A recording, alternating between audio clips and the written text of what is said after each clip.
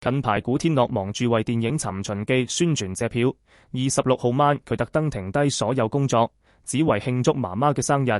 佢喺新開嘅 Reels 上罕見咁分享一張溫馨嘅全家福，相入面佢難得地展露笑容，打破佢以往全家福都木口木面嘅傳統。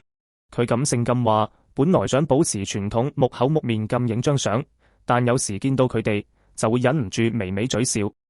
久違嘅全家福獲得好多網民同埋圈中好友，好似孫軒、陳國邦等人留言祝福。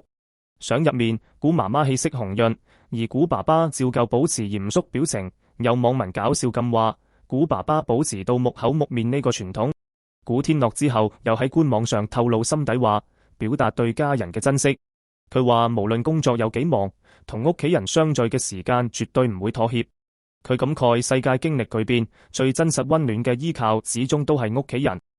佢仲用尋秦記角色項少龍嚟比喻，話現實生活教佢要珍惜眼前人，可以同屋企人坐埋一齊食飯，已經係千金難買嘅福氣。呢位圈內出晒名嘅孝順仔，無論事業幾忙都會抽時間陪伴父母。佢呢種真情流露，真係溫暖咗唔少網民嘅心。